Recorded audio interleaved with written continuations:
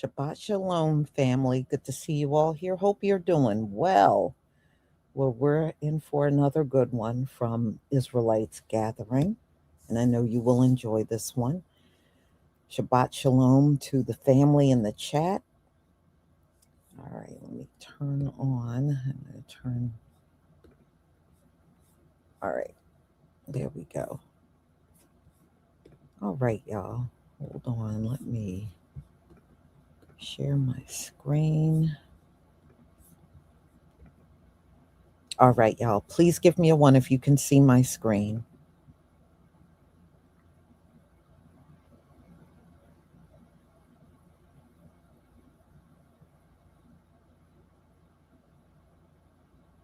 Thank you.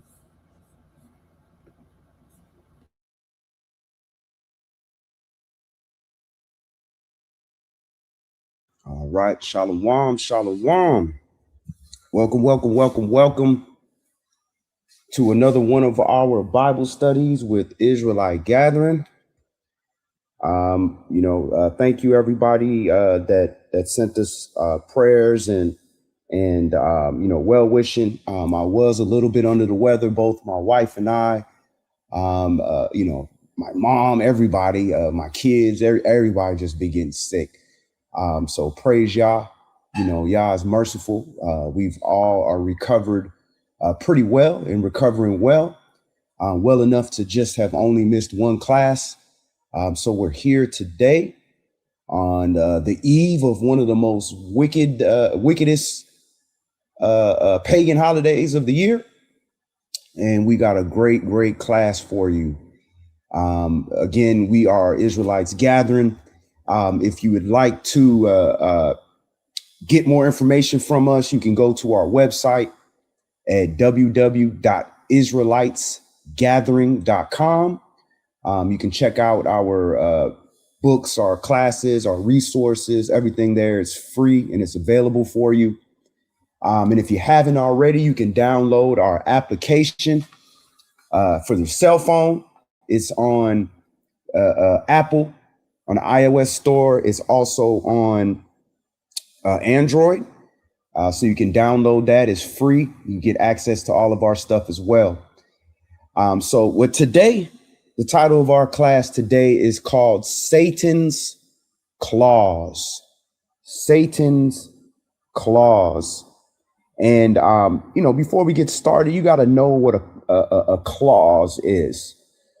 Excuse me a little bit. And of course, you see the big Santa right there. And, really, there's only just move one letter around. And, there it is. You got two different words.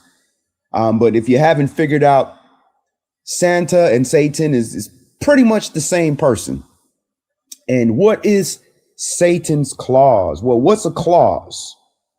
Well, a clause, and one of the definitions of clause is a particular and separate article, stipulation, or provision in a treaty, bill, or contract. For example, clause 1 of the agreement. So what is the contract, treaty, bill, or stipulation with Satan? What is that? So that's what we're going to go over today. Obviously, we're going to go over a little bit about this Xmas and just why is it so wicked?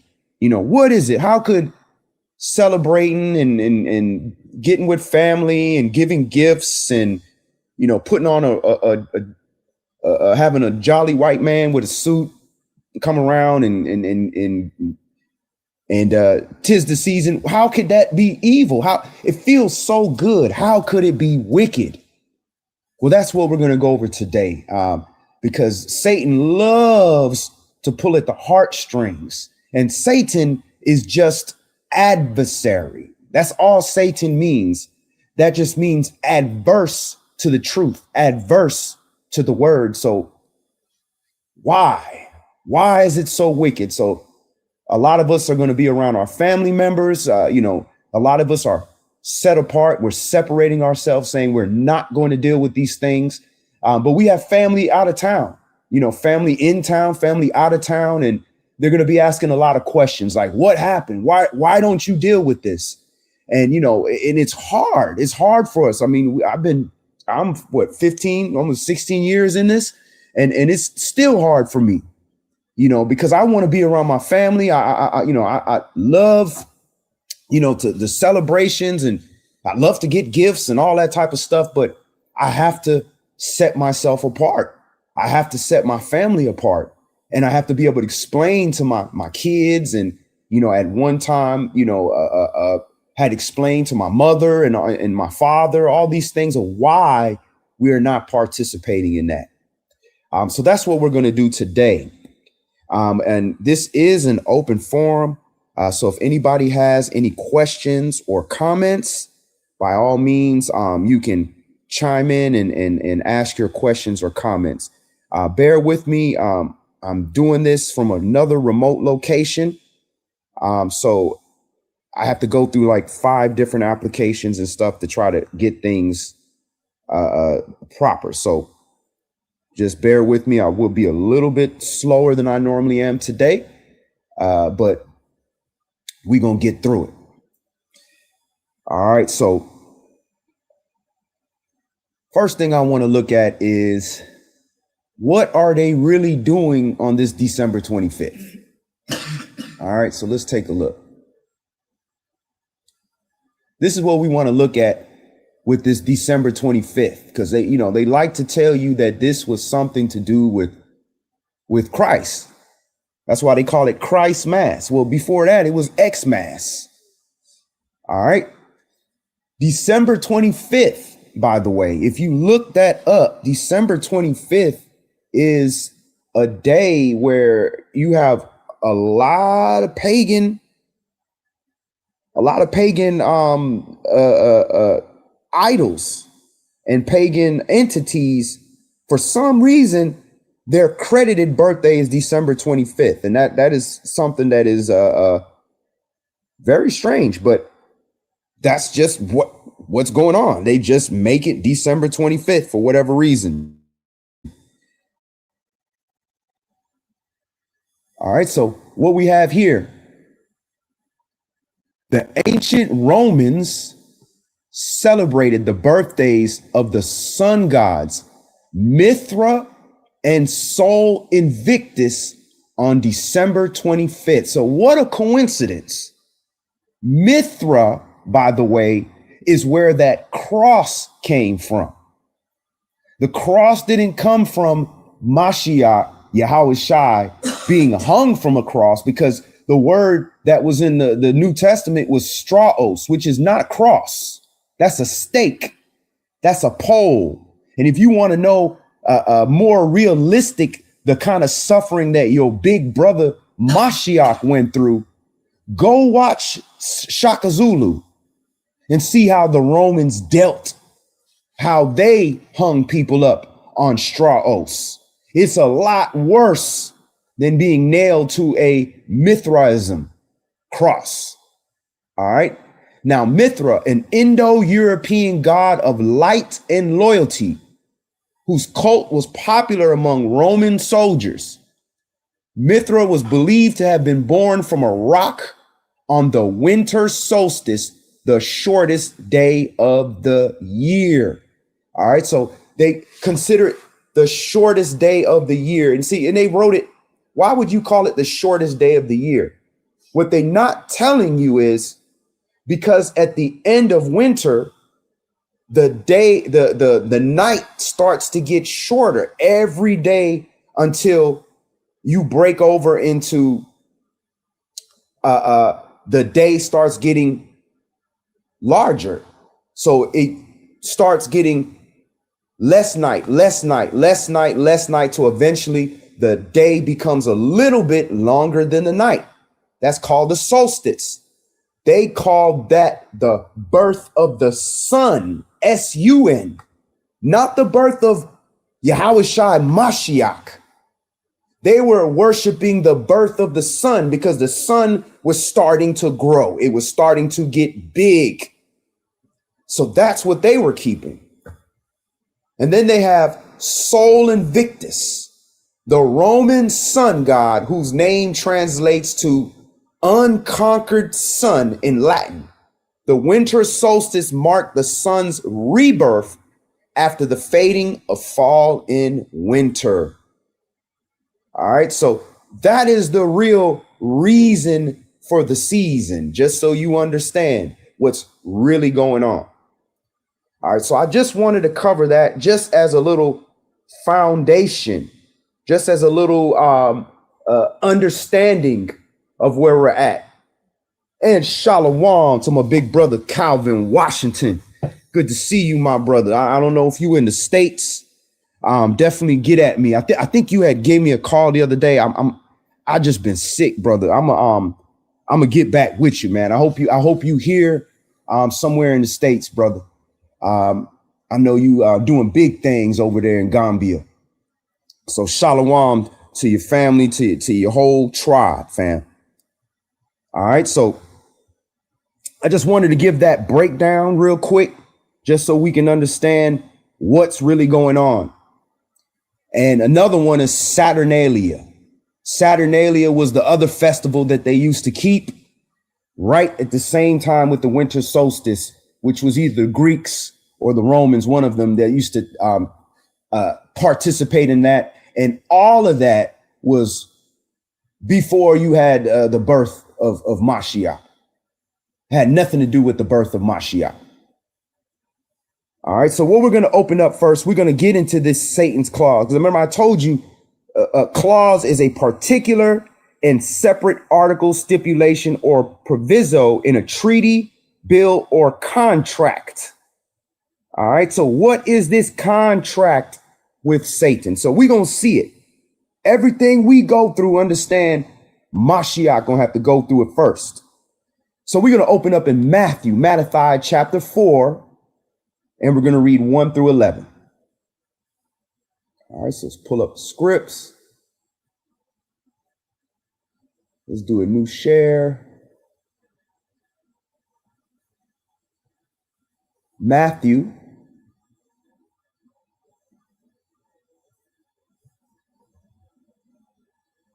chapter 4, and we're going to read 1 through 11.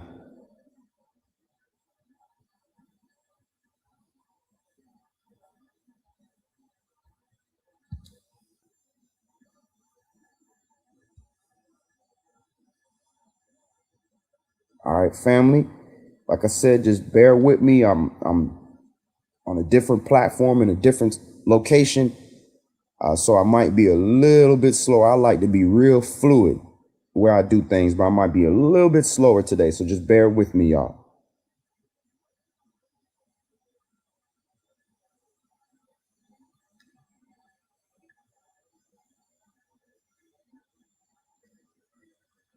So we're at Matthew chapter 4.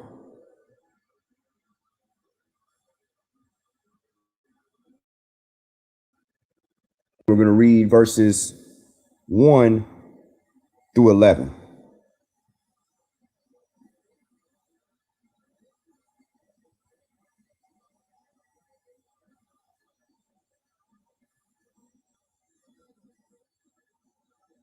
All right, let me go ahead and do this comment real quick. Make sure everybody's able to see the class. Praise Yah. And shalom, sister Sharita. Good to see you, and shalom to you and your ish. Brother Sean. All right. Verse 1. Then was Yahushua led of the Spirit into the wilderness to be tempted of the adversary, the devil. So keep in mind, he was just immersed and now has become the true vessel of the Son of the Most High Yah in flesh and in spirit. He is beginning his ministry. And when you are reborn and you are getting ready to begin your new life, this is when the adversary, the devil, is going to come attack you, because he wants to come get you at your weakest moment, when you are a baby, when you're brand new, he's trying to take you out. Verse 2. And when he had fasted 40 days and 40 nights, he was afterwards hungered. And when the tempter came to him, he said, if you be the son of Yah, command that these stones be made bread. But he answered and said, it is written, man shall not live by bread alone, but by every word that proceeds out the mouth of Elohim.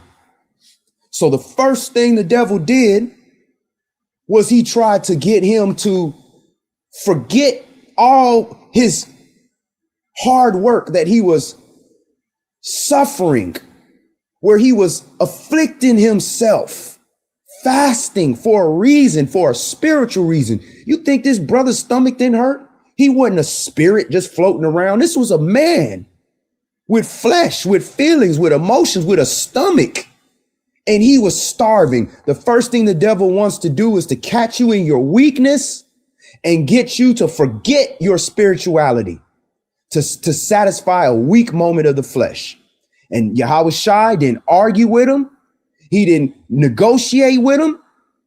He gave him the scripts. Verse 5. Then the devil takes him up into the holy city and sets him on a pinnacle of the temple and says to him, if you be the son of Yah, cast yourself down. For it is written, he shall give his angels charge concerning you. And in their hands they shall bear you up, lest at any time you should dash your foot against a stone. So here comes the second level attack. After he rejected the adversary, the devil tried to proposition him again by attacking his pride. Like, well, if you really the son of Yah, then, you can, prove it. And he's intimidating him. How would you take it if somebody is trying to proposition you and they take you and put you on the top pinnacle of a building and then ask you a question? That's a little threatening. And then saying, don't worry, if you fall, the angel's gonna catch you. Yeah, that could cause a little fear. But guess what? Mashiach said unto him, it is written again, you shall not tempt Yahweh, your Elohim. So you're not finna shake him. You're not scaring me. You don't have the authority. If you could, you think you're gonna ask me? You're just gonna throw me off the building. You're not finna just sit up here and ask me, well, is it okay if I throw you off the, nah. So he stood in the truth. Verse 8, again, the devil takes him up to an exceeding high mountain and shows him all the kingdoms of the world and the glory of them. So he's using, this is what the devil will do. This is what the adversary to do. He will give you options. You could get the worst option, die, be in pain, suffer, or you can have everything. That's what they always do. Listen, sell out and I'll make you the best. I'll give you all the riches. I'll give you all the glory, or else you can be tortured and die. So they give you two extremes to make suddenly, selling out don't feel so bad. Verse 9, and says, all these things will I give you if you will fall down and worship me. And that is Satan's clause right there. You have to fall down intentionally and worship him. Now you have signed the contract. You have agreed to worship him. Now we all make mistakes. It says a just man falls 7 times, but he rises back up. That's not the same thing as an intentional fall. That ain't a mistake. You trying to fall. Verse 10, then Yahweh Shai say unto him, get here, Satan, for it is written, you shall worship Yahweh, your Elohim, and him only shall you serve. Once again, He might have gave him a few extra words. Look, get up out of here. But at the end of the day, you get in the word. This is how you deal with the adversary. And the adversary ain't going to be some man with devil horns or some handsome, attractive brother standing in front of you or some woman trying to proposition you. It's you and you. Satan is the adversary. That adversary is you, in you. You have to tell yourself when your flesh wants to do against Yah's word, get up out of me, Satan, because this is what's written. And I'm going to repeat what's written. And that's what I'm going to do. Verse 11, then the devil leaves him, and behold, angels came and ministered unto him. So you think he couldn't have had a whole legion of angels come here and fight Satan? He didn't. Because at the end of the day, Satan don't have that power. The adversary don't have that power unless you are adverse to the word. If you walk with the word, the adversary can't touch you. It's got nothing to do with you. So that is Satan's clause right there. He needs you to worship him, to fall down and worship him. And when you agree to do that, you have signed the contract.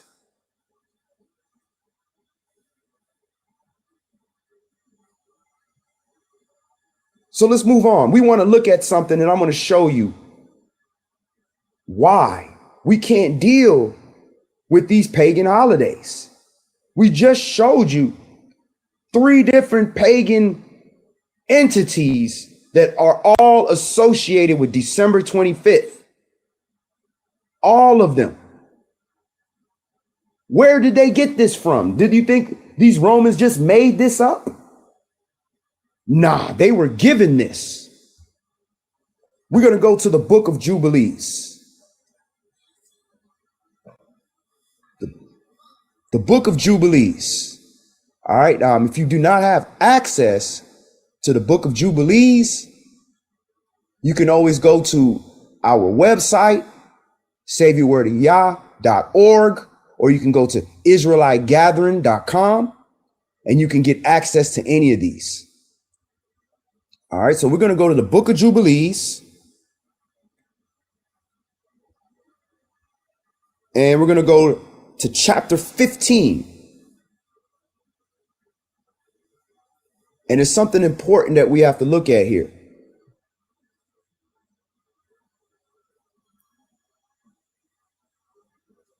The book of Jubilees, chapter 15, and we're going to read from verse 26 through 34.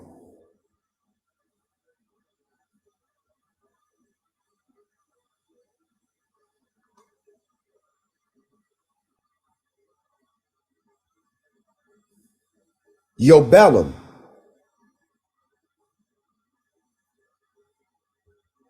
Jubilees, chapter 15, and we're going to start this at verse 26. And let me go ahead and share the screen so y'all can see it.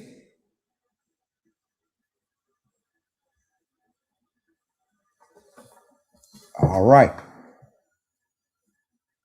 And this is going to show you the origin of these pagan holidays, where they get the man didn't just decide, oh, I'm just going to come up with some weird pagan god that says you should kill your firstborn babies, or some weird pagan god that says you should drink blood. Nah, they didn't just make this stuff up. This was given to them. Who gave it to them? It wasn't Israel.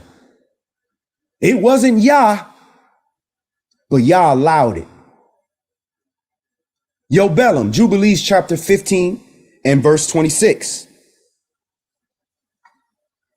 And everyone that is born, the flesh of whose foreskin is not circumcised on the 8th day, belongs not to the children of the covenant which Yahweh made with Abraham, but to the children of destruction. Nor is there, moreover, any sign on him that he is Yahweh's, but he is destined to be destroyed and slain from the earth and to be rooted out of the earth, for he has broken the covenant of Yahweh, our Elohim. So at this time, this was the only covenant that we really had was circumcision. So this was symbolic of what was going to come later, which was the circumcision of the heart. We are born in this beast-like nature. And the only thing that separates the children of Israel from any other human being or any other animal or any other creature on this earth is that we are not the same way as we were born. We actually have a piece cut off from us on all of our males that no other animal does, that no other culture does, that no other people does other than the children of Israel. That represents us being set apart, us being a new creature, a new creation.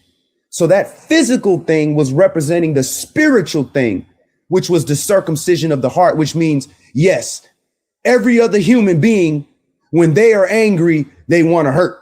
They want to do this. They want to do that. But the children of Israel are saying, no, we're going to do righteousness because that's what Yah says, even though the flesh wants to do this. Verse 27. For all the angels of the presence and all the angels of sanctification have been so created from the day of their creation.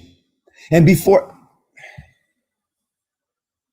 the angels of the presence and the angels of sanctification, he hath sanctified Yasharal, that they should be with him and with his holy angels. So if he sanctified us and said we are supposed to be with Yah and with his holy angels, that's his holy messengers, the Holy Spirit, the righteous spirit. There's not supposed to be any other messenger in us.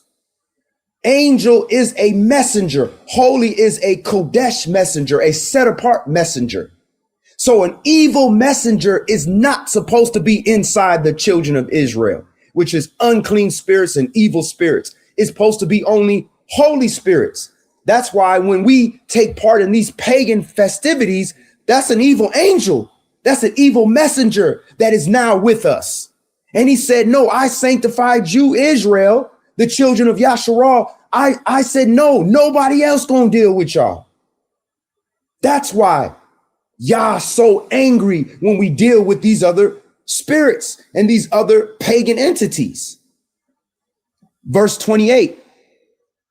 And do you command the children of Yasharal and let them observe the sign of this covenant for their generations as an eternal ordinance, and they will not be rooted out of the land. So this is circumcision, and circumcision of the heart is an eternal order. It is forever. It don't change because we move to America or we not in Bible times no more. No, this is forever. Verse 29. For the command is ordained for a covenant that they should observe it forever among all the children of Yasharal. So all the children of Yasharal. Verse 30. For Ishmael and his sons and his brothers, which is this, the Islam, of the Arab Islam. I ain't talking about the Black American Islam. The Black American Islam or Muslim, he just don't know he Israel or is just deciding to study under Islam. But Ishmael's sons would be the Arabs and them people, right? And his brothers, and Esau, which is our twin brother, which is a whole nother nation of people. Oh, they got 12 dukes. He got a whole different bloodline. Yahweh did not cause to approach to him. So this is why you can't come with no holy Quran talking about Yah came through Yah. No, he didn't. We got all kind of books telling you that didn't happen. Matter of fact, if you read the Quran gonna tell you he didn't come to y'all. He came to Israel. And when y'all get confused, go back to Israel is what the Quran say. And choose again, did not cause to approach him, and he chose them not because they are the children of Abraham. So they like to claim children of Abraham. Esau, children of Abraham. That's why I believe the Sanhedrin, which were the Pharisees, were the children of Esau, because they kept saying, no, our father Abraham, our father Abraham. They claiming Abraham, but then they saying they ain't never been in captivity. How you ain't never been in captivity? That was your sixth captivity right there. Or the fifth. That was the fifth captivity right there. How could you not say that your fathers have never been captive? That means you Esau. Right? And it said he did not choose them because he knew them, but he chose Yasharal to be his people. And he sanctified it and gathered it from amongst all the children of men. For there are many nations and many people, and all are his. So we're not saying because you are of another nation, you don't belong to the Most High. We just saying you're not his firstborn chosen priests. You're not the kings and queens. That's all we saying, according to Yah. But you're still his people. Just like my firstborn is my firstborn. But my secondborn, my thirdborn, my fourthborn, they still mine. But my second, third, and fourth will never be my firstborn. And over all has he placed spirits in authority to lead astray from him. And that's why we can't follow them. We can't follow the other nations. We can't follow their weird pagan festivities and say, oh, well, it's nothing, and try to attribute it to Yah. We can't. He said, I'll read it again, and he sanctified it and gathered it from amongst all the children of men. That's us, Israel. For there are many nations and many peoples, and all are his. And over all has he placed spirits in authority to lead them astray from him. Why? But over Israel, he did not appoint any angel or spirit, for he alone is their ruler. So there is no other angel, Michael, Raphael, none of them are over us. There is the Holy Spirit ain't over us. There is no spirit over us. Yah is the only person we answer. And how do we answer? We answer to his word. And who's his word? His son. And he will preserve them and require them at the hand of his angels and his spirits and at the hand of all his powers, in order that he may preserve them and bless them, and that they may be his and he may be theirs from henceforth forever. You hear my voice is going? Ain't that exactly what I dreamt? Been talking all day. Now my voice is going. So there you have it.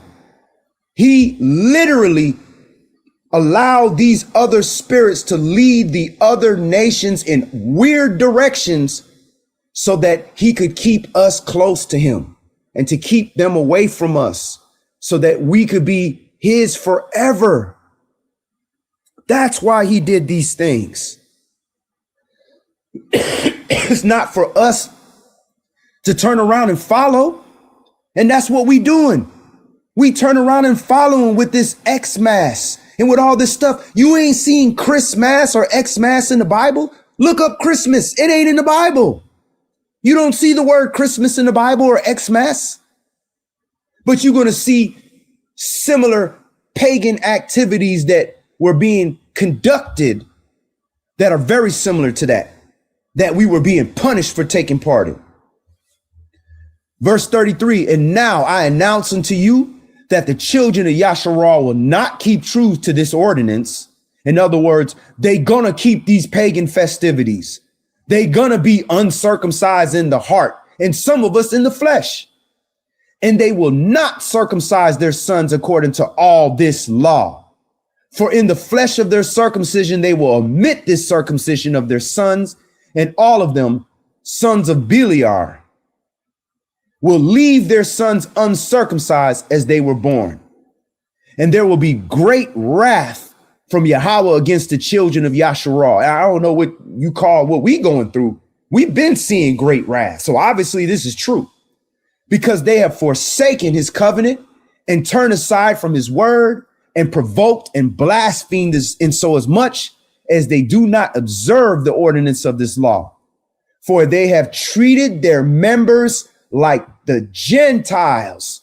So we are treating our flesh like the Gentile by not uncircumcising ourselves, by not circumcising our flesh. And we are treating our spirit like the Gentiles by conducting ourselves in the same manner that the Gentiles are doing by following those evil angels that are leading the Gentiles away from us. If they're leading these Gentiles away from us with these evil spirits, and then we turn around and follow those Gentiles, that's the problem. But now if the Gentile follow us and we follow in the Holy Spirit, then that's the good thing. That was the way it was designed to be.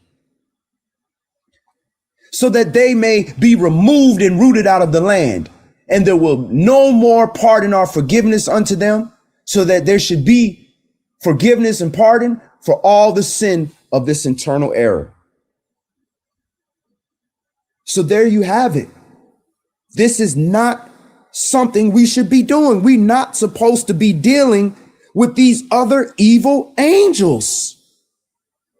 So let's go back into the Bible. Let's look at and show you Christmas and all these Mithraism and all these pagan holidays in action way back in Jeremiah days. We're going to go to the book of Jeremiah. Jeremiah chapter 10. Did you know that mistletoe, the white berry on it represents the male sperm? Wow. Yeah, and it also, You used to kiss under it. That's gross. how's, oh man. Jeremiah chapter 10.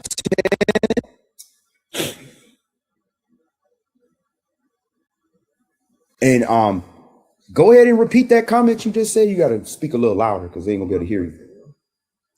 No, Greek mythology considered mistletoe a symbol of male fertility, calling its white berries oak sperm. Wow. And it's carried mistletoe, yeah. So Then you supposed to kiss under some, oh, and the wreath is representing the vagina. right, the And the womb. little red ribbon at the bottom is the blood coming out. It makes sense, don't it? All of Like it's they leaking. womb worshipers. Oh man, it's great. It's called womb worship. That's why you look at the way they got things set up. It looked like a giant vagina. The way they set up their oracles and they set up their rooms and everything. They worship phallic symbols. And the bells on the Christmas tree represent like male balls. Right. Bells, balls, same thing, right? Yeah, I'm tripping out here. Go ahead though. Have at it. So we're in Jeremiah chapter 10. And we're going to read 1 through 16. All right, so we got some visitors. George Bond, he said, some idiots y'all are. And look, his little thing says, your feelings. So the demon's coming out already. We obviously struck a chord. Because we idiots, because we reading the Bible and we reading your history. Oh, we well ahead of you. This ain't our first rodeo. So, hey, I'm sorry the truth hurt your feelings, but I love ya. Love ya, buddy. For ya. All right. So now on a serious note, I know that this Mr. George Bond, I know that this is maybe your first time hearing this or maybe some painful information, but I challenge you to go prove me wrong. Go look this stuff up for yourself. Read it, look it up, and you come hand me my behind and show me that I'm wrong. Show me that I'm wrong and I'll repent. Hallelujah. All right, Jeremiah chapter 10. And brother Yafi was like, please, brother, don't even respond to this. Tag me.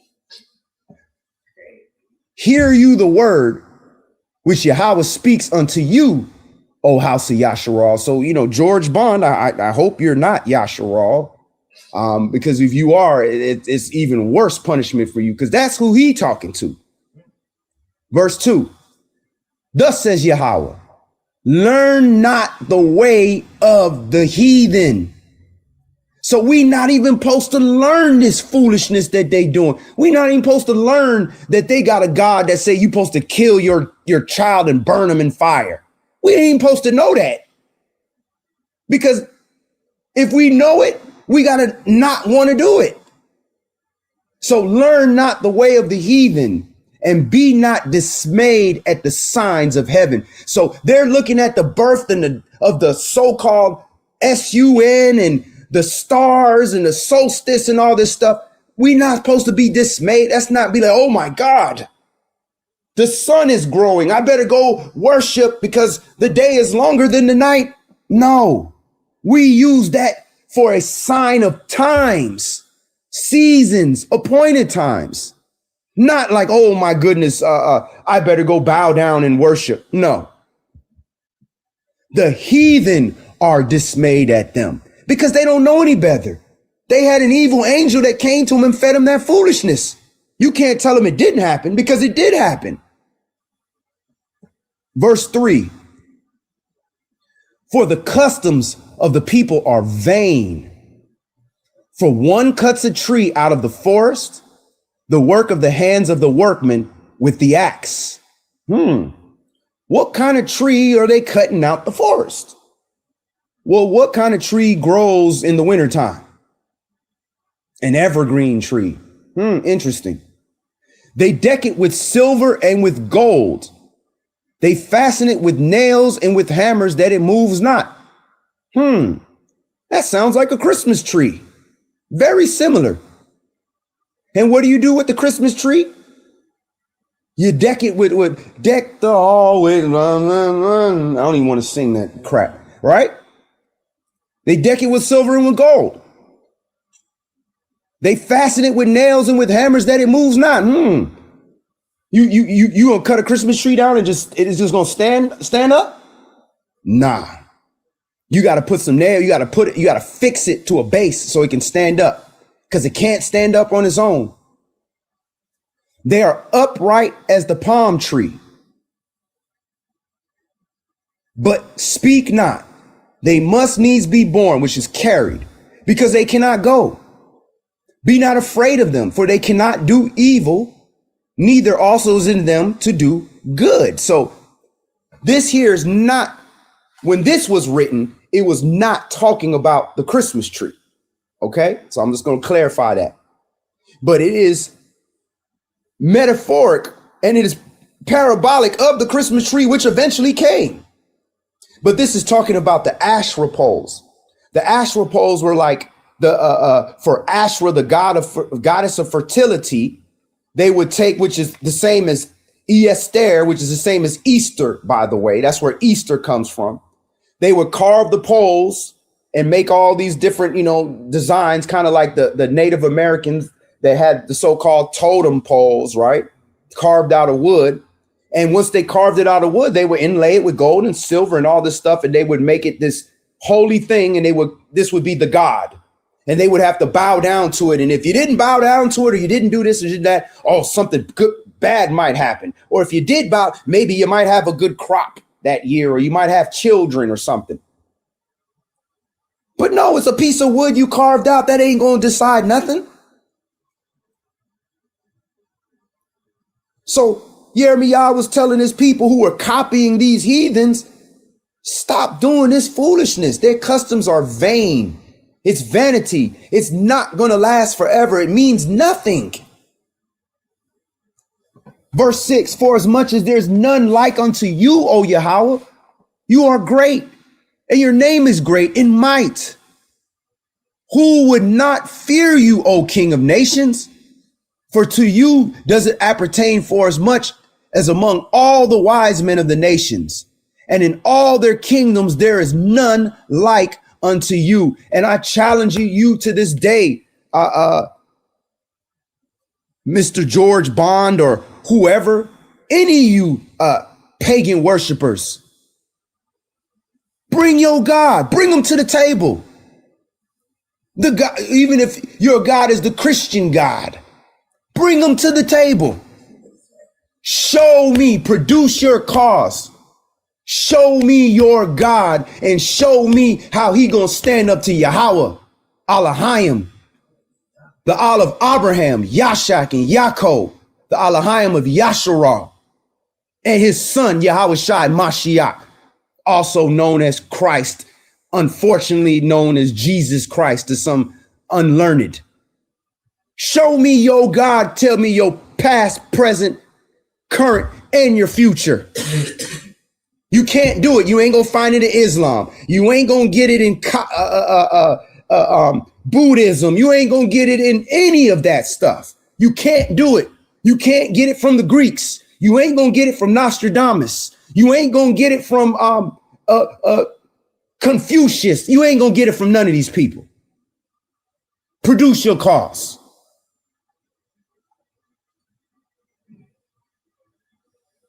Verse 8.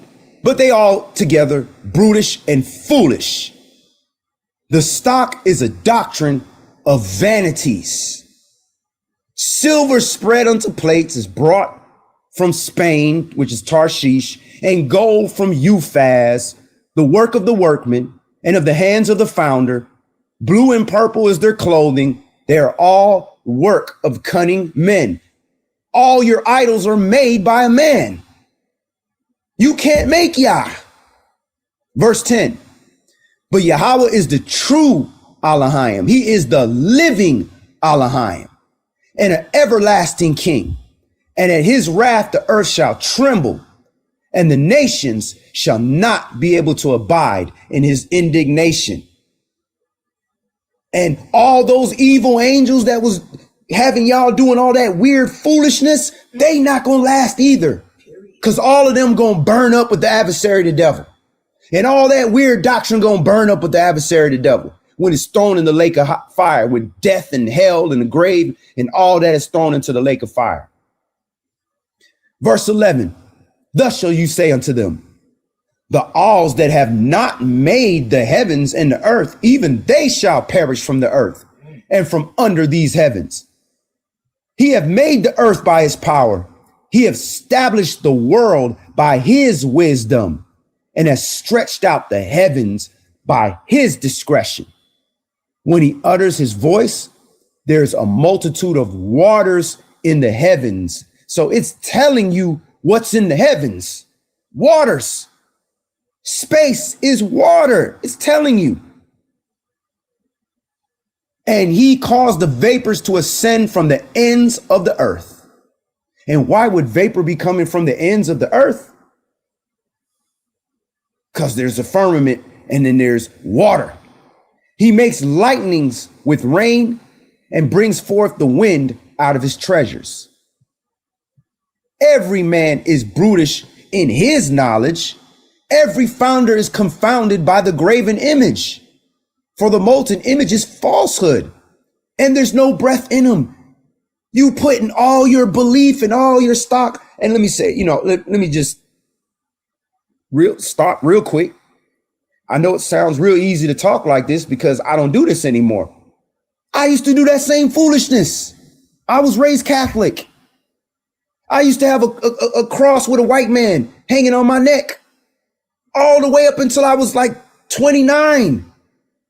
And I go on my motorcycle and I go out there and break laws. And I kiss my cross, kiss my little white man hanging on a T. And thank you for allowing me to do wickedness and not dying. Ignorance. So one day it flew off my neck. It just ripped off my neck. I got this thick gold chain that just ripped off my neck and I'm pissed because my gold chain ripped off my neck. Yeah, I was ripping that idol off me. I didn't even know. But it wasn't that gold chain didn't do anything for me. Caesar Borgia on the white gold chain did not save me. Yah's mercy and Yah's angels, his holy angels saved me. His mercy, that's it. It wasn't my intelligence. Verse 15, they are vanity and the work of errors. In the time of their visitation, they shall perish. Now here where you come in, family. The portion of Jacob is not like them. They not like us. For he is the former of all things. And Yasharal is the rod of his inheritance. Yahweh of hosts is his name. Hallelujah. So we are not like them. We are the former. We don't have to operate the way that they operate. We don't deal with pagan gods, and we don't care what the heathen do. And we don't care that we used to do it, because we ain't doing it no more. Let's move on. Let's go to Yeshaya chapter 14. And I'm going to give you some more. I'm going to show you Santa Claus in the Bible. Isaiah chapter 14. Yeshaya chapter 14. Satan Claus. And I mean, it's 2024. I could spend another 30 minutes going over Krampus and Saint Nick and all that foolishness. I could go over ho, ho, ho, how in Shakespeare, when the devil makes an entrance, his mantra is ho, ho, ho. The devil in Shakespeare's play. And how convenient Santa Claus comes here talking about ho, ho, ho. It's the devil. It's the same person. The devil has to operate in plain view. In plain sight, so that you can choose him, so you can sign the contract. Right. So many correlations. Isaiah, Yeshaya, chapter 14. And that's right, brother. The Christmas tree was Nimrod. Straight up. Where do you think they got the Christmas tree from? They believed that Nimrod literally was reincarnated into a full-grown evergreen tree. So if you cut an evergreen tree and put it in your house and put gifts under it, then Nimrod would bless you. That's the foolishness that we believe has to do with a man who died for you. Man, it's 2024, man. Stop the foolish. You know this ain't got nothing to do with Yahweh Shai. Just like you know Jesus ain't his name. Just like you know the Sabbath ain't Sunday. Yeshaya chapter 14. And we're going to start this verse 1.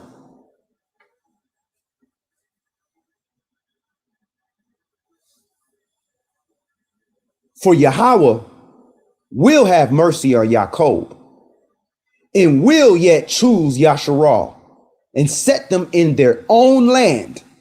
And the strangers shall be joined with them, and they shall cleave to the house of Jacob. So do we think that America is our land, and he's going to get the heathen to cling on to us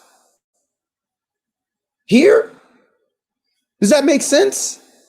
And if that's the case, then where's Babylon? Right. So you think it's Iraq? You think the worst wickedness going on in the world is happening in Iraq? No, it's happening here. Verse 2. And the people shall take them and bring them to their place, and the house of Yasharal shall possess them in the land of Yahweh for servants and handmaids, and they shall take them captives, whose captives they were, and they shall rule over their oppressors. Now, that's uncomfortable for the Gentile. The Gentile don't like to hear that. So as much as these new international versions of the Bible removes these verses and changes these verses. But what you have to understand is we work for them now. We don't own nothing. We using their money. When you look at that dollar bill, when you look at $100 bill, you $20, $50 bill, whose face on it? LeBron James? No. You see Yahweh Shai face on there? No. You see Caesar's face on there. That's all you see. Roman, dead white presidents. That's who you see on there. They own everything. We work for them and we live in wickedness. But when the system flips and we are in control, they are going to work for us. But they are going to have peace. They're going to have so much love in their life. They don't want to go back to the old ways of things. So it's not the same context as when we were captives and when we were servants. It's not the same thing. We got wicked treatment. Y'all not going to have them treated wicked like that. The wicked will be treated wickedly, so wickedly that they won't exist. Verse 3. And it shall come to pass in the day that Yahweh shall give you rest from your sorrow and from your fear and from your hard bondage where you was made to serve. You shall take up this proverb against the king of Babylon. Okay, so who's the king of Babylon? Well, Babylon is the city of confusion. Babel means confusion. So who is the king of confusion? Satan, Santa, the adversary, the devil. And say, how has the oppressor ceased? The golden city ceased. Yahweh has broken the staff of the wicked and the scepter of the rulers. He who smote the people in wrath with a continual stroke. He that ruled the nations in anger is persecuted, and none hindereth. The whole earth is at rest and is quiet. They break forth in singing. When has this happened? Where the whole earth is at rest? That has never happened. Yea, the fir trees rejoice at you, and the cedars of Lebanon, saying, since you are laid down, no feller is come up against us.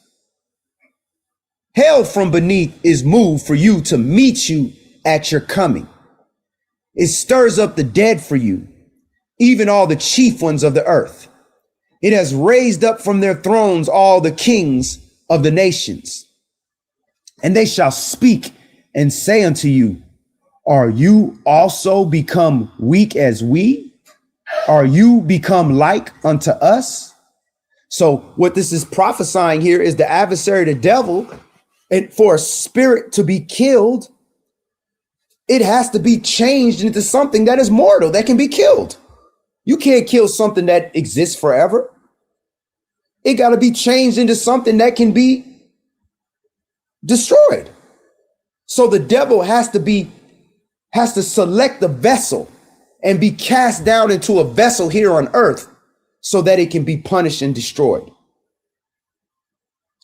Verse 10, and they shall speak and say unto you, are you become as weak as we? Are you become like unto us? Verse 11, your pomp is brought down to the grave, and the noise of your vials, the worm is spread under you, and the worms cover you. The vials is those tabrets or whatever pipes that are the voice of the adversary, the devil. He's literally a musician. His vocal cords is like the thing on an organ. That's what the vials are. Those tubes, those long tubes on an organ. When you play those music, like Phantom of the Opera, when he's playing the organ, got these big long tubes.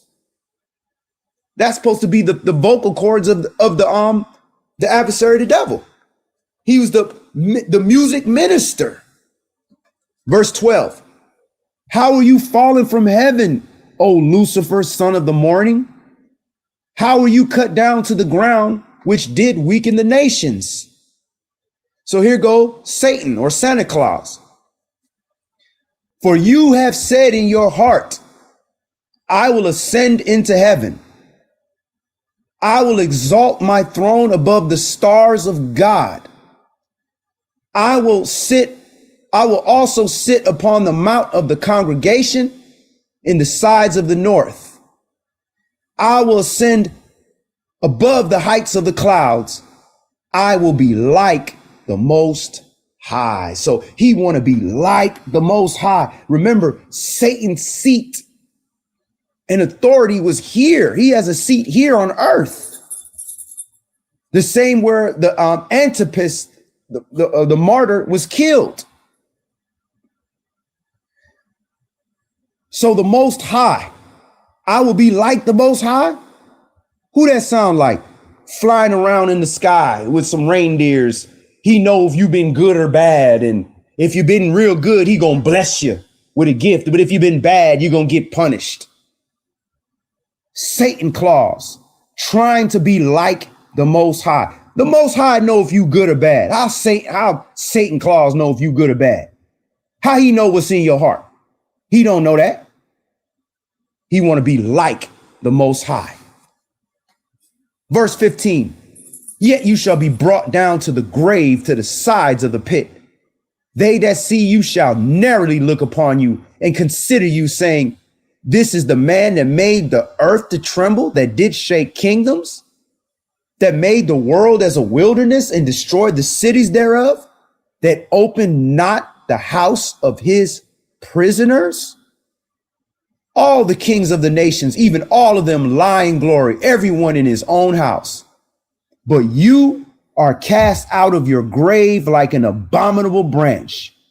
And as the raiment of these that are slain, thrust through with a sword, they go down to the stones of the pit as a carcass trodden underfoot. You shall not be joined with them in burial, because you has destroyed your land. See, Satan's land is not in heaven. His land is here on earth, and slain your people. Satan has people too. You got to understand that when you're dealing with people out here. And who is Satan's people? The seed of evildoers shall never be renowned. So Satan is going to slay the evildoers. That's who he coming for. And that's his people. He's killing his own people. Let's stop right there. That's what I wanted to get to. There go your sainting clause right there. Let's move on. Let's go to Jubilees chapter 12, and we're going to get a righteous example. So we're going back to the book of Jubilees, and we're going to get us a righteous example of how we're supposed to be dealing with the fact of these pagan holidays. So again, did we just make up these pagan holidays and just decide one day we're going to start keeping it? No, we had to be taught this. We didn't just dream about it and say, I dream about a day when we can just worship pagan God. No, this was fed to us by the people we trusted. Our mothers, our fathers, our grandfathers, our uncles, our aunts, our elders, our loved ones. And where you think they got it from? They got it from their fathers and their elders and their mothers and their older relatives. So I understand that it's difficult to turn your back on these things, because it's like telling the people that you love and have respect for that, hey, you're wrong. Hey, what you give me is crap. It's not good. Well, if you found out that your family was feeding you something that was poisoning you, you going to keep eating the poison, or you going to say, Mom, stop eating that? That's killing you, right? So why you can tell your mom, stop eating, this because it got sucralose in it. Mom, stop doing this, Dad. The cholesterol is too high. This is GMO food, Dad, don't eat this. Why can you do that? But then you can't say, hey, stop worshiping pagan idols. So we're going to get an example of how you're supposed to deal with that pagan stuff. I don't care if your mama, your daddy, your grandma do it. If it's going to cause them to lose their salvation, it's going to cause you to lose your salvation. So aren't you concerned? Now, I'm not judging and say you just going to automatically use your salvation, but you're putting it in danger. Just like I'm not saying just because you eat the high cholesterol thing, you're going to have a heart attack tomorrow, but you might. So this is why we warn people. Oh, you judging me. You're not telling me I'm judging you because I say don't eat that. That's high cholesterol. You might get a heart attack. Don't judge me. Okay. Come on now. Verse 1. Jubilees, the book of Yobelum, chapter 12 and verse 1. And it came to pass in the 6th week, in the 7th year thereof, that Abram said to Terah his father, saying, Father. And he said, Behold, here I am, my son. And he said, What help and profit have we from those idols which you do worship? And before which do you bow yourself? What are you gaining from this? Verse 3. For there's no spirit in them. They're dumb forms and a misleading of the heart. Worship them not. Worship the olive heaven, who causes the rain and the dew to descend on the earth and does everything upon the earth and has created everything by his word. Mashiach, the same one you falsely crediting tomorrow to? That's who created everything, physically created everything. Mashiach, because it was the word that did this. And all life is from before his face. Why do you worship things that have no spirit in them? For they are the work of men's hands. And on your shoulders you do bear them, and you have no help from them. But they are a great cause of shame to those who make them, and a misleading of the heart to those who worship them. Worship them not. And his father said unto them, I also know it, my son. Wow. So this is what some of our parents will tell you, like, you know that this is pagan. Yeah, I know, son. Yeah, I know. But we do it for the children, right? Okay. Right? That's what you say? So you got to worship the devil to give a gift to your child. You can't give it to him today. Give it to him in 2 days from today. Yesterday or last week. Verse 6, and his father said unto him, I also know it, my son, but what shall I do with the people who have made me to serve before them? So he was in a position where the people, that's what they did where he was. And they were strict on that. And if I tell them the truth, they will slay me, for their soul cleaves to them to worship and honor them. So at least he was worshiping because he was scared to death. Ain't nobody finna kill you if you don't keep Christmas. Ain't nobody finna kill you if you say, forget Easter. Your kids ain't finna wake up in the middle of the night and strangle you to death because you gave them a present a month before or 2 weeks after. Verse 8, keep silent, my son, lest they slay you. In these words he spake to his 2 brothers, that they were angry with him and kept silent. And in the 40th Jubilee, in the 2nd week, in the 7th year thereof, Abram took to himself a wife, and her name was Sarai, the daughter of his father, and she became his wife. And Haran, his brother, took to himself a wife in the 3rd year of the 3rd week, and she bare him a son in the 7th year of this week. And he called his name Lot. And Nahor, his brother, took him also a wife. And in the 60th year of the life of Abram, that is on the 4th week, in the 4th year thereof, Abram arose by night and burned the house of the idols, and he burned all that was in the house, and no man knew it. And they arose in the night and sought to save their gods from the midst of the fire. And Haran hasted to save them, but the fire flamed over him, and he was burnt in the fire, and he died in Ur of the Chaldees before Terah his father, and they buried him in Ur of the Chaldees. So what ended up happening here is Abram went in there and burnt the house of idols for his father's idols. And his brother, Haran, which is Lot's father, ran in to save the idols, the dumb idols that could. Why the idols didn't save them? Why the idols didn't just put out the fire? Why the idols didn't just go and blow out the fire, or spit on the fire, or pee on the fire, or do anything, or just fall off the mantle into some water or something? Why would you have to go save something that you worshiping? We don't gotta save Mashiach. We don't gotta save Yah. We can't save him. But what ended up happening is his own brother ended up dying.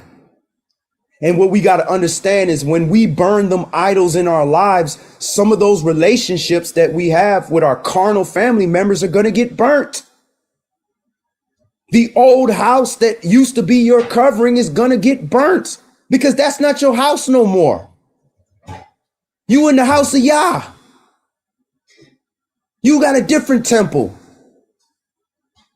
And it was because of that is why Abram was so close to Lot and why he looked after him like a son.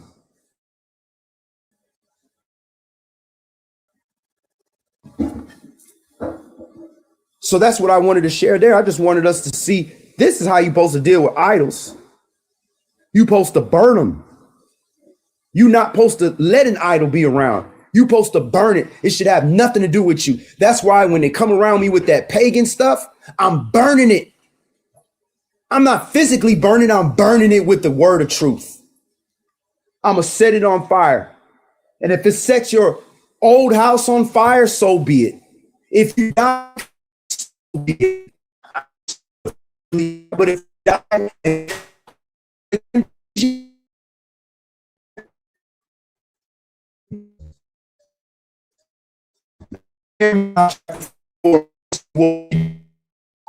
all the idols on fire. Let's see what the children of Yasharah do. Are we going to set the idols on fire? Let's see what we going to do. Let's see what we doing right now.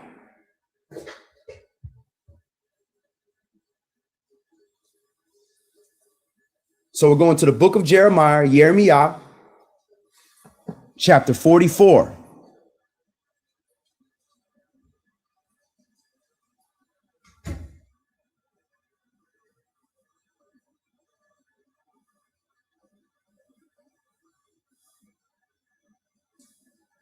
Go to Jeremiah chapter 44, and we're going to start that at verse 1.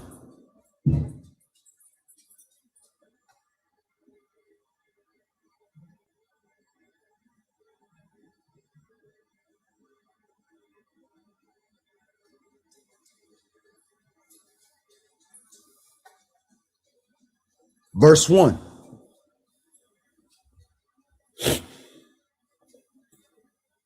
The word that came to Jeremiah concerning all the Yahudim, which dwell in the land of Mizraim,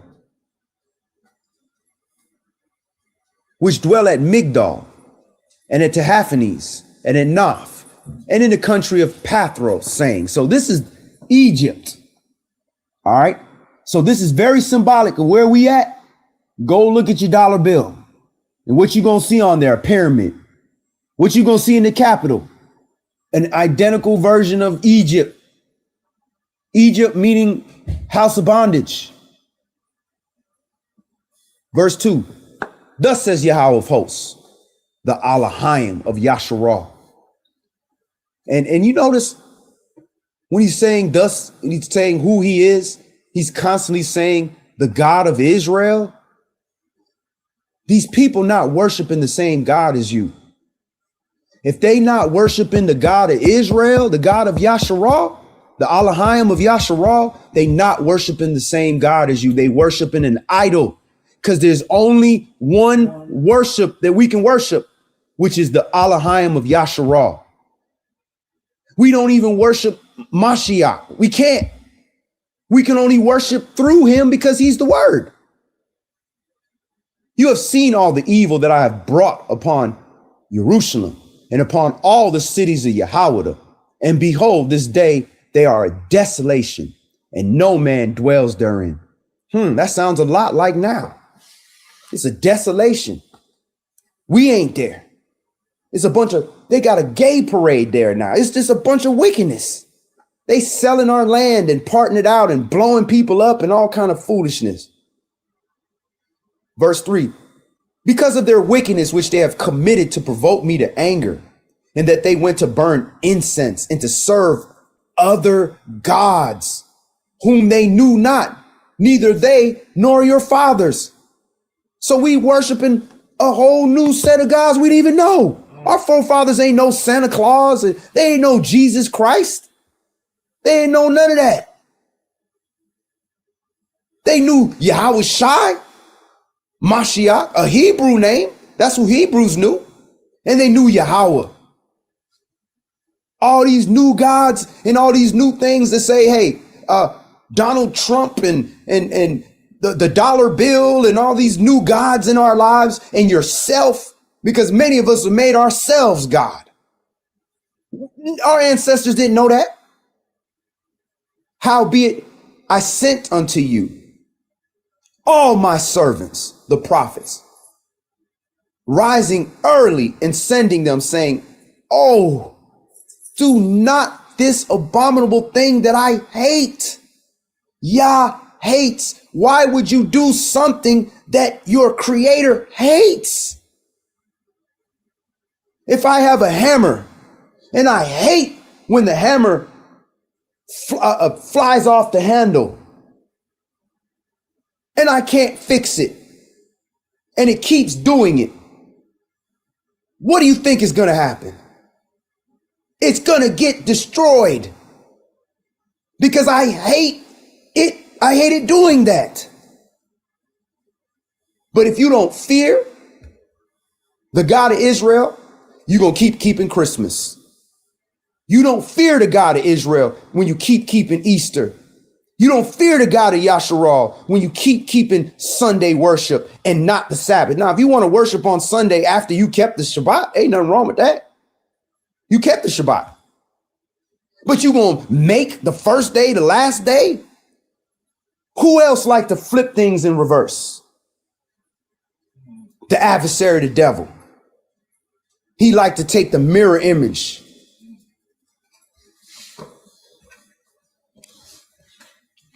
But they hearken not, nor incline their ear to turn away from their wickedness, to burn no incense unto other Elohims.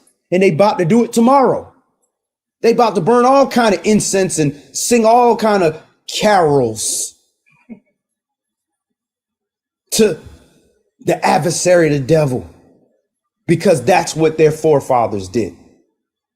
That's what their mothers did, their ancestors.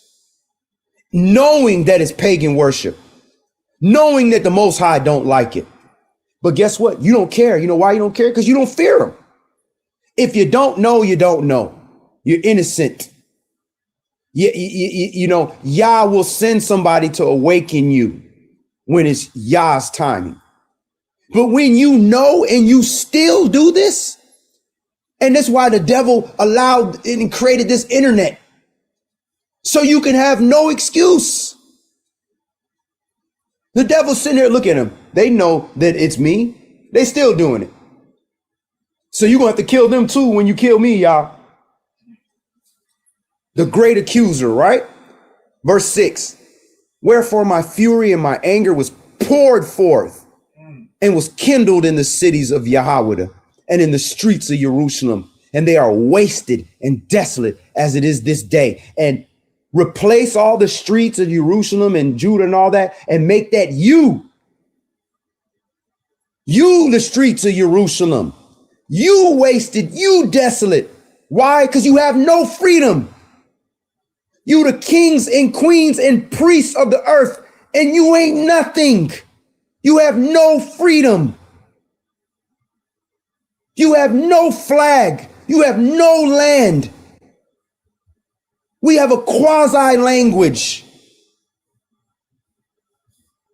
If that ain't waste and desolation, I don't know what you consider. Therefore, now thus says Yahweh, the Elohim of hosts, the Elohim of Yasharal.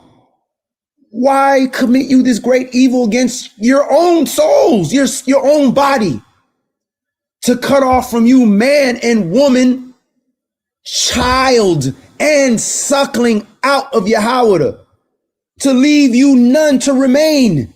We have gone into captivity, from the child to the suckling, the baby that's still suckling. And that you provoke me unto wrath with the works of your hands, burning incense unto other gods in the land of Mizraim, where you've been gone to dwell, that you might cut yourselves off. You're going to go back to the same place where Yah freed you and showed you what a real God looks like and how a real God operates. He don't need nobody to pick them up and help. Hey, Moses, help me do this. He don't need nobody. He did it. And that you might be a curse or reproach among all the nations of the earth. And that's what we are. That's why property value goes down when black people move in the neighborhood. Because we a curse and a reproach amongst all the nations of the earth. Why? Because they're like, we've been doing this wickedness, but as soon as you come here and do the wickedness, the whole block about to burn down. Get them out of here so we can do the wickedness. Verse 9, have you forgotten the wickedness of your fathers and the wickedness of the kings of Yehudah and the wickedness of their wives and your own wickedness and the wickedness of your wives, which they have committed in the land of Yahweh, in the streets of Jerusalem? They are not humbled, even unto this day. Neither have they feared nor walked in my law nor my statutes that I've set before you and your fathers. With slavery, you still haughty? You still ain't humble? Once you get wind of why you went to slavery, even if somebody just told you in passing by, you still not humbled? Therefore, thus says Yahweh of hosts, the Elohim of Yasharal, behold, I will set my face against you for evil and to cut off all Yahweh. And I will take the remnant of Yahweh that have set their faces to go into the land of Mizraim to sojourn there, and they shall all be consumed and fall in the land of Mizraim. And first of all, why are they going to Mizraim? Because they've been cut off from Judah and they run into Babylon. They run into America for help, thinking that America gonna help them. That's what they were doing in them days. Egypt was the America of them days, and they run into Egypt for help. That's the same thing we doing now, thinking America KKK is gonna help you. Ain't nobody gonna help you when Yah is after you. They shall even be consumed by the sword and by famine. They shall die from the least even to the greatest by the sword and by the famine. And they shall be an execration and an astonishment and a curse and a reproach. For I will punish them that dwell in the land of Mizraim, as I have punished Jerusalem by the sword, by the famine, and by the pestilence, so that none of the remnant of Yahweh, which are gone into the land of Mizraim to sojourn there, shall escape or remain, that they should return into the land of Yahweh, to the which that they would desire to return to dwell there. For none shall return but such as shall escape. Then all the men which knew that their wives had burned incense unto other els, and all the women that stood by, a great multitude, even all the people that dwell in the land of Mizraim and Pathros, answered Jeremiah, saying, as for the word that you have spoken unto us in the name of Yahweh, we will not hearken unto you. That's what we doing today. Let me read that again. Then all the men which knew that their wives had burned incense unto other gods, and all the women that stood by, a great multitude, even all the people that dwell in the land of Egypt and Pathros, they all answered Jeremiah, saying, as for the word which you spoke unto us in the name of Yahweh, we will not listen unto you. And that's what they doing to this day. You telling folks, you telling your family. And if you amongst your family at a Christmas gathering right now, tell them, I'm not saying you wicked because you there. Just don't participate in the festivities. Make sure you're there for a purpose, to tell them the truth, not to keep your mouth closed while they're killing themselves. But we will certainly do whatsoever thing goes forth out our own mouth, to burn incense unto the Queen of Heaven. And who's the Queen of Heaven? Easter, Astaroth, Asherah, the Asherah poles. The same thing we just read in Jeremiah 10. And to pour out drink offerings unto her, as we have done, we and our fathers and our kings and our princes in the city of Yehuda and in the streets of Jerusalem. For then we had plenty victuals and were well and saw no evil. So this is why people keep in Christmas, so they can get the Christmas bonus, have the Christmas party, have the Christmas victuals, get all the nice little carnal festivities. Okay. Verse 18, but since we left off to burn incense to the Queen of Heaven and to pour out drink offerings to her, we have wanted all things and have been consumed by the sword and by famine. So since we stopped keeping Christmas and all this stuff was bad. Really? When did that happen? Stuff been bad for you? Have you can't see my wife. My wife is very shapely. She ain't kept Christmas and Easter in years. She ain't no twig around here starving to death.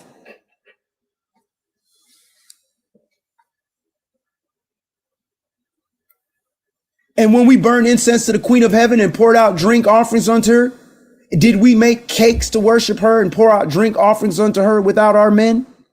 Yeah, your men was right there. The women cannot do that unless the men allowed it. The men was right there. And what these cakes they talking about? That's them cupcakes. That's where cupcakes came from. Those are the cakes, the round cakes. It's moon worship, womb worship. The Greeks called her Diana. The Romans called her Artemis, or vice versa. I don't know, it was one or the other. Diana and Artemis, the god of fertility, the moon. Then Jeremiah said unto all the people, to the men and to the women and to all the people which had given him the answer, saying, the instance that you burned in the cities of Yahweh and in the streets of Jerusalem, you and your fathers, your kings and your princes and the people of the land, did not Yahweh remember them, and came it not into his mind, so that Yahweh could no longer bear because of the evil of your doings and because of the abominations which you have committed? Therefore is your land a desolation and an astonishment and a curse without inhabitant as this day. So they're actually worse. Our forefathers was worse than us. They literally got kicked out. Well, no, I'm stopped. We did the same. We're doing the same thing. We got kicked out of the land, are in America, the land of bondage, because we did these same things. And we acting like y'all not seeing us do the same thing right now?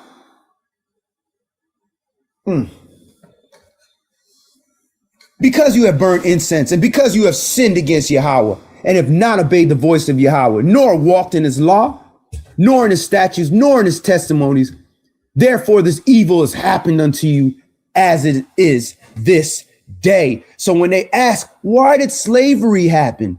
Why would God allow this to happen? Does he hate black people? This is why it happened. Moreover, Jeremiah said unto all the people and to all the women, hear the word of Yahweh, all Yahweh that are in the land of Mizraim.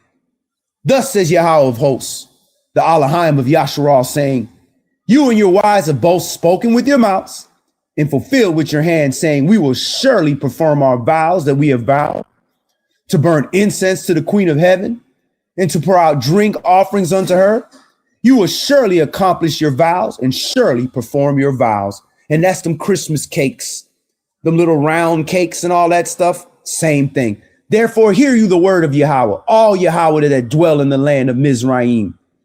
Behold, I have sworn by my great name, says Yahweh, that my name shall no more be named in the mouth of any man of Yahweh in all the land of Mizraim, saying that Adonai Elohim liveth. This is why for so long we didn't know Yah's name. We calling him whatever the heathen called him. Every pagan name out here, we called him. This is why we calling his son Jesus to this day, i.e. Zeus. Oh, what a coincidence. The principal god of the Greeks was Zeus, of the Romans was Zeus. And his son is i.e. Zeus. The S-U-N, the same S-U-N they're worshiping. Stop it. You can't be that simple. You can't be that stupid because you're not. You're doing it intentionally. Behold, I will watch over them for evil and not for good. And all the men of Yehuda that are in the land of Mizraim shall be consumed by the sword and by the famine until there shall be an end of them. Yet a small number that escape the sword shall return out of the land of Mizraim into the land of Yahweh, and all the remnant of Yahweh that are gone into the land of Mizraim to sojourn there shall know whose word shall stand, mine or theirs. And this shall be a sign unto you, says Yahweh, that I will punish you in this place, that you may know that my words shall surely stand against you for evil. Thus says Yahweh, behold, I will give Pharaoh Hophra, king of Mizraim, into the hand of his enemies, into the hand of them that seek his life, as I gave Zedekiah, king of Yahweh, into the hand of Nebuchadrezzar, king of Babylon, his enemy, and that sought his life. So he gonna let you know the same people you run into for safety, he gonna show you what time it is. He gonna take them down. So while you run into America, you run into Donald Trump, and you run into the Democrats and Republicans and Uncle Sam, he gonna destroy them. So you know that Yah is true. And if you cleave on to this place, you gonna be destroyed with him.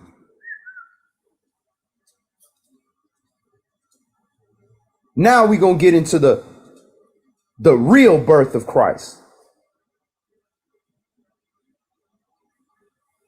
Let's go to, I'm gonna skip through it real quick because I just want to show when Mashiach was born. And it wasn't December 25th. Let's go to Lucas, the book of Luke, Saint Luke, chapter 2.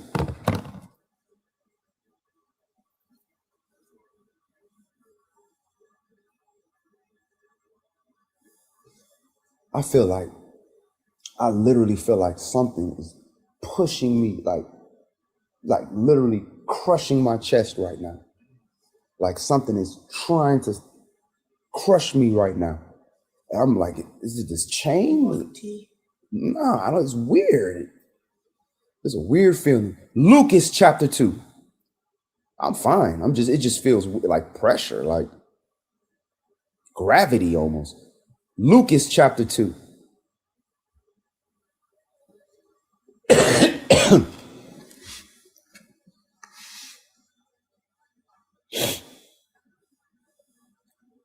So we're just going to look at a few clues that he wasn't born December 25th.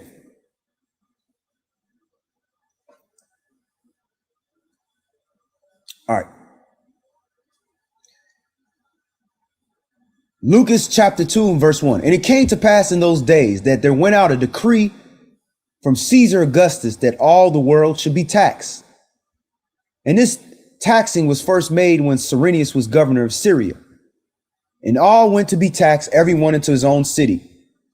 And Joseph also went up from Galilee out of the city of Nazareth into Judea, unto the city of David, which is called Bethlehem, because he was of the house and lineage of David. to be taxed with Miriam, his espoused wife, being great with child. So why is he being taxed with Miriam? If they espouse, they're not married. Because once you are engaged, you are considered reconciled under that husband. Even though you haven't physically married, you're reconciled. So you're protected and you're also taxed. And so it was that while they were there, the days were accomplished that she should be delivered. And she brought forth her firstborn son and wrapped him in swaddling clothes and laid him in a manger because there was no room for them in an inn. So do you think it's probably like 40 degrees outside right now? Do you think any mother is going to have a baby outside in a barn? Come on. A manger is a barn. Like a barn where you have your horses and stuff. Bring it out. Are you kidding me? Nowadays, a child is born in 80-degree weather and they put them in an incubator. They wrap them up. You can't be born in cold weather. You're going to die. This man ain't a Viking. All right, so let's keep going. That's clue number 1. Verse 8. And there was in the same country shepherds abiding in the field, keeping watch over their flock by night. So night typically is the coldest. So you're telling me in December 25th, they had shepherds out in the cold weather watching frozen sheep to see when they was going to thaw out. To make sure nobody stole them, because when they thaw out, you ain't gonna get that wool once they thaw out. That's my wool. Stop it. Stop it, please. Man, come on. The hotels they was living in, like they had indoor. Wasn't nobody outside. Man, they had indoor heat. Well, back then they called them like hotels. Right. All the inns was packed. All right, so let's go to Lucas chapter 1. All right.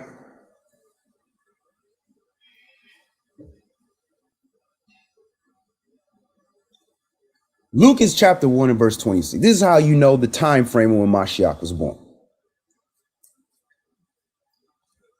I'm going to speed through it for conserving of time.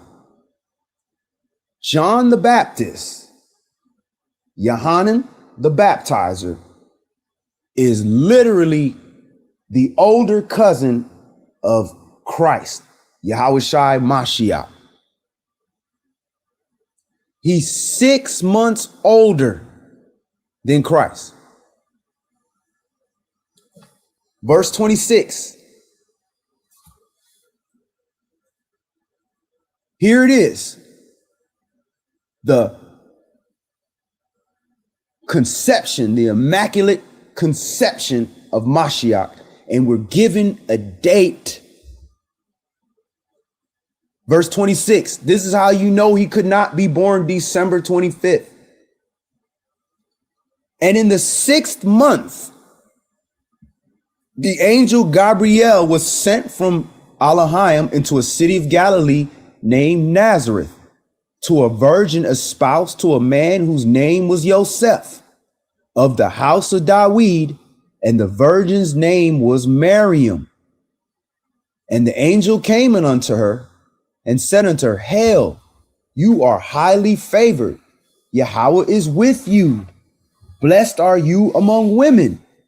And when she saw him, she was troubled at his saying, and cast in her mind what manner of salutation that this should be. And the angel said unto her, Fear not, Miriam, for you hast found favor with Elohim. And behold, you shall conceive in your womb and bring forth a son, and shall call his name Yahushai.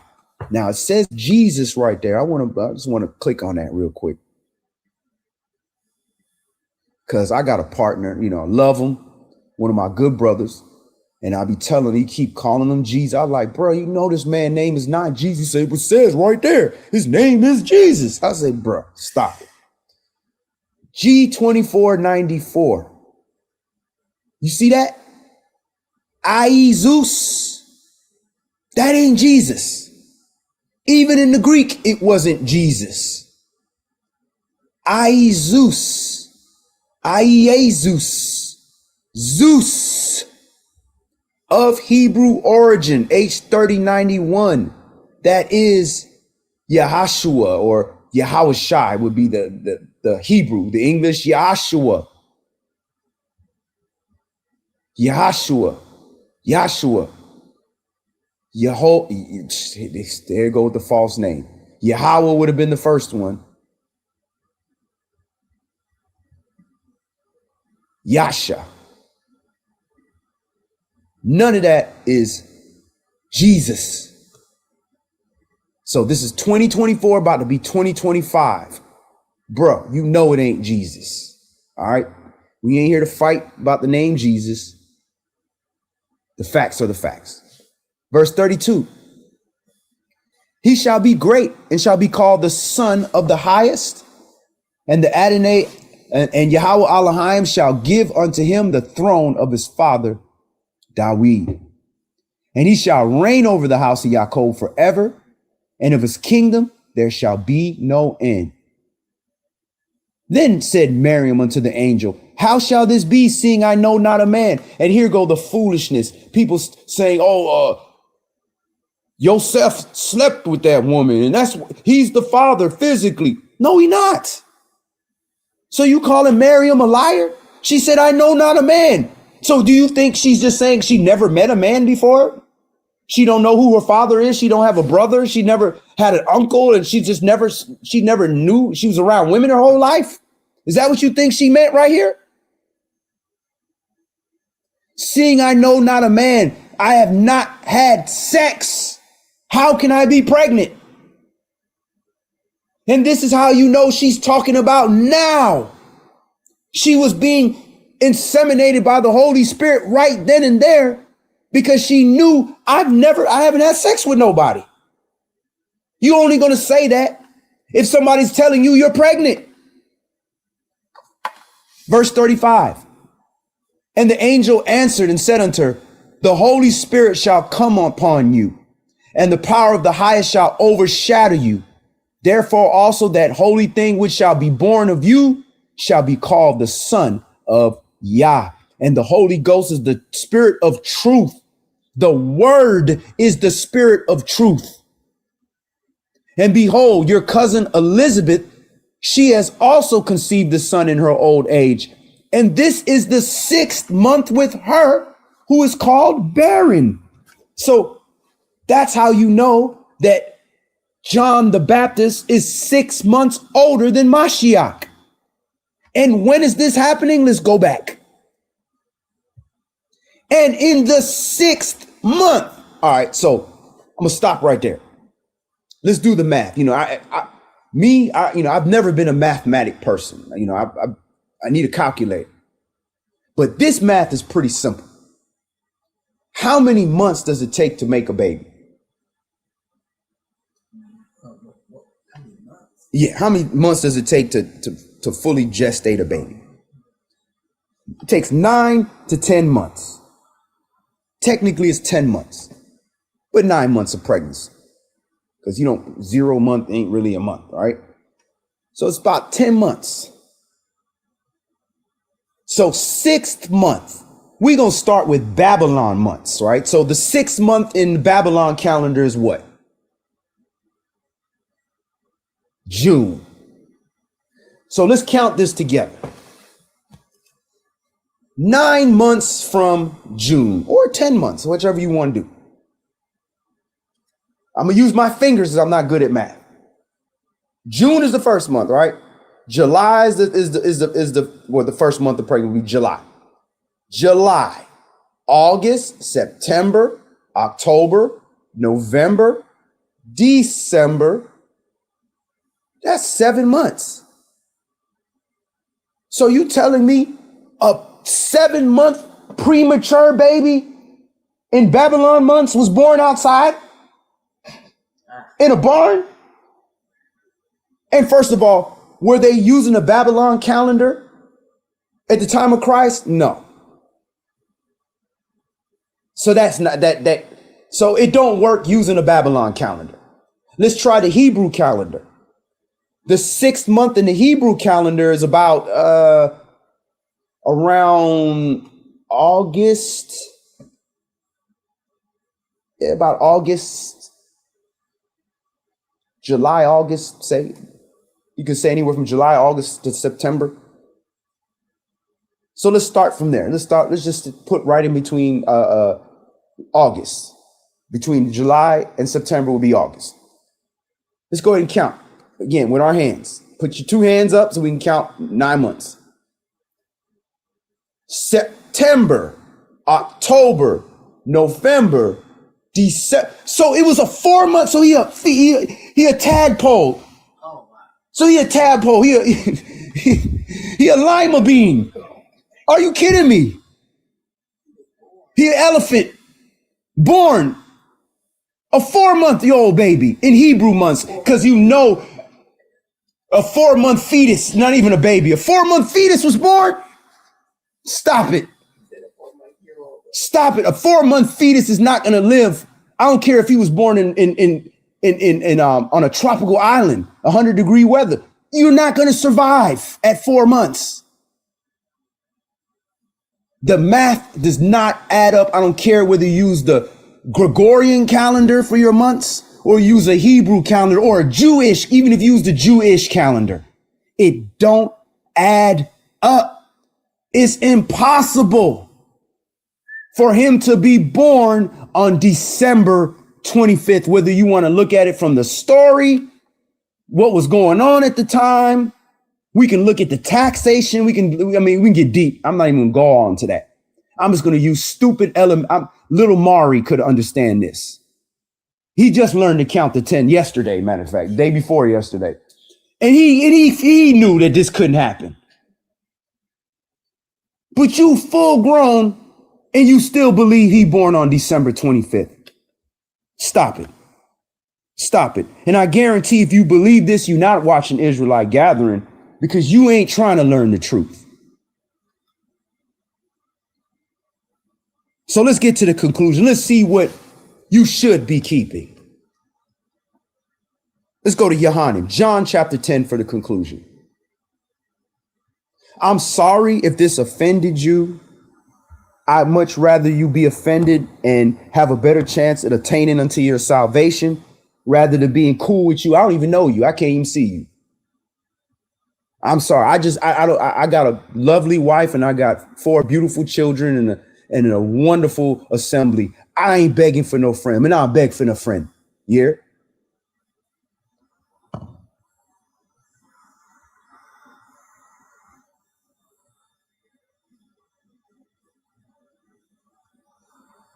For the conclusion, Yohanan, John chapter 10.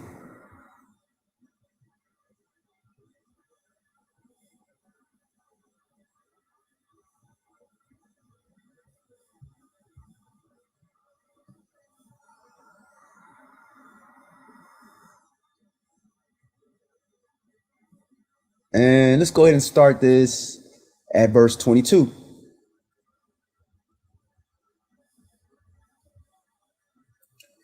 And it was at Jerusalem, the feast of the dedication, and it was winter. All right. So what is feast of dedication? You know, most of our viewers know what this is, but you know, if we have new family members or new viewers, let's see what it is. Dedication. Ekakania is what they have. All right. That is a religious service after the Antiochian interruption, dedication. All right. So the Hebrew for dedication is H2598. H2598.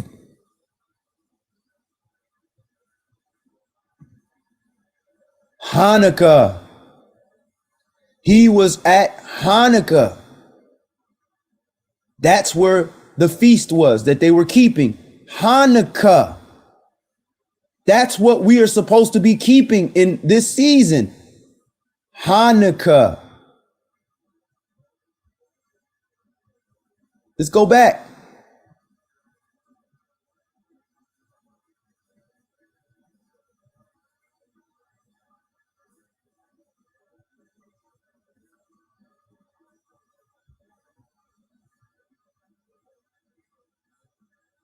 And it was at Jerusalem, the feast of Hanukkah, and it was winter. And guess who walked in? And Yahushua walked in the temple in Shlomo's porch. So he's showing up for Hanukkah, not for Christmas, Xmas, not for pagan worship. He's showing up for the festivals that pertain to Yah and Yah's people. So that's all I wanted to do right there. I just wanted to show that quick little thing. Just to show you that if Mashiach showed up and kept Hanukkah and you say that you doing it for him, then you should be keeping what he kept. If you call yourself a Christian, the definition of Christian is follower of Christ. Nah, you not a Christian. You Christianity, which is a religion, which is not in the Bible. You will not, well, let me take that back. Yeah, Christianity's in the Bible. You just ain't gonna see the word Christianity in the Bible. The act of being a Christian of Christianity is in the Bible. We just read it. Pagan worship. So again, I know this might be rough for some family members to hear. You might not even like my tone. Hey, listen, send me a middle finger. I don't care. But at the end of the day, all jokes aside, this is serious. This is your salvation.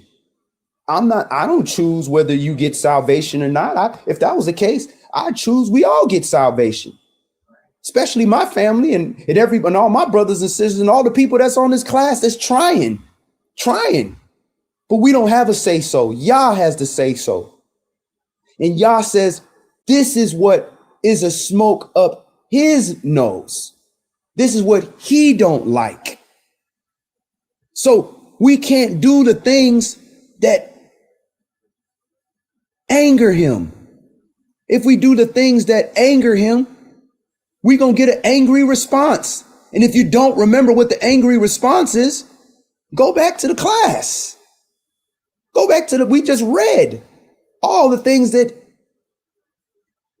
he said that he was going to do and all the things that he did do. Y'all don't like this. We are signing a contract with the adversary, the devil, when we worship him. The devil don't want to let you go.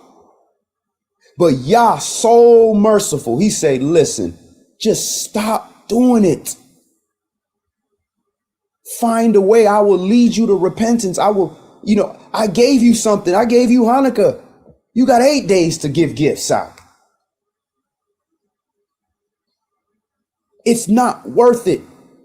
Ain't no mom, dad, uncle, child, friend, job, Christmas bonus.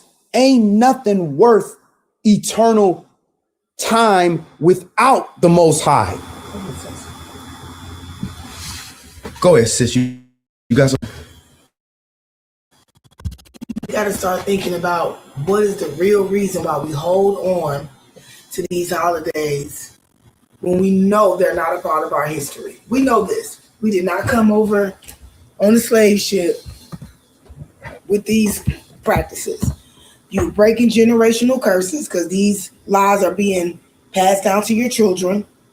So they're going to inherit lies, which means we're going to have a longer time to break a generational curse. So you should be on the side of learning, not being offended, especially to the women, because I have a lot of family members, elders, Facebook friends, fake play aunties. They get in their feelings as soon as you start breaking down, getting the scales off their eyes. The truth can be uncomfortable because We do things, by routine, by habit, but it is a new day. And so, challenge yourself to seep in this information. It might not happen overnight. Study about it, pray about it, allow the Most High to water the seed, and then start making those small changes. But think about to yourself, why are you so upset because of Santa Claus? You a grown person. Why are you so upset? See, kids only learn it when we teach it to them. If you don't bring it up, they don't know. We're giving our children lies. They're inheriting our sins, and it's gonna cause us to stay in darkness. And when it becomes a famine of the word, when you don't have this type of information at your fingertips, and you got to actually get out here and start making some real decisions for your family, because when it becomes more of a spiritual interaction rather than this worldly interaction, it's gonna be too late. So praise y'all for the class. Hallelujah. And again, I know everybody's here with their families. By no means am I telling you just stay away from your family and just be some hermit or some occult follower or nothing like that. But just guard your spirit. Even after all these years, it could be a song, a Christmas song, or the Christmas lights, or something that just reminds me of my youth of being a child, and with some of my relatives that passed away, and good times. And next to you just sucked right into that spirit. Be careful out there. While there's gonna be people drunk out here, people on drugs, doing all kind of weird stuff. You got a lot of depressed people because of this fake pagan holiday, and they feel like they missing out because they don't have family, or their family's not around, or they're away somewhere or can't be around people, and they get depressed, and they get to a position where they feel like, man, this is the worst time of year for a lot of people, and depression goes around, and they think it's because of Christmas. No, it's because of the evil spirits that are here, for the pagan worship that they was doing. There was real pagan, real evil angels that are around at this time. So guard your spirit. Hold on to what you know. Hold on to that truth. And I know it might hurt. I know it's hard. I deal with it. But this is what you got to do, because you might be saving a life that be more than your own. So that's all we're going to do today. Yah's will. We will see you for Shabbat. That's right. All praises, Brother Yafi. Not going to happen with you. All praises. Hallelujah. Appreciate it for hanging in there with us, Brother Yafi. Just do the best you can, and just always shine that light. Remember, you are the light of the earth, the light of this world. You don't take an salt to the earth. You don't take salt and put it on the ground so people can trample on it. You put salt to preserve. Salt is a preservative to preserve food, to keep it viable longer, or to give it taste. You take a menorah and you put it on a lampstand so you can light up the whole room. You don't stick it under a table and cover it up. So Yah be with you. May he, keep you and protect you and guide you during the season. And if anybody has any questions, hit us on the app. If you think we don't got time, we got time. Now's the time. We got time.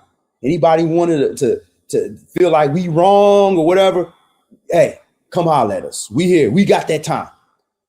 So Yah's will, we'll see you for Shabbat. Until then, Shalom, family.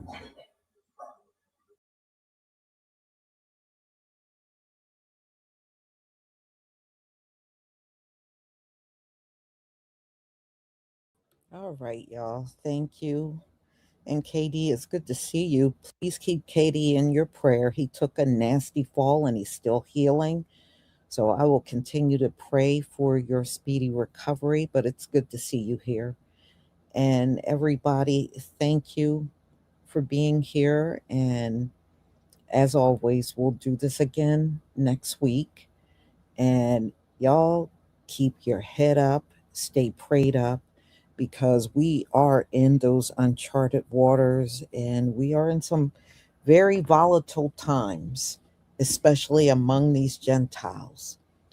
You know, it's a lot going on, and we have to continue to be ye separate as we were instructed to do, especially in these final days. So I pray the Most High will continue to keep you well protected with his powerful angels. And, you know, sometimes it does get tough and frustrating, but we must endure until the end. Shabbat Shalom, family.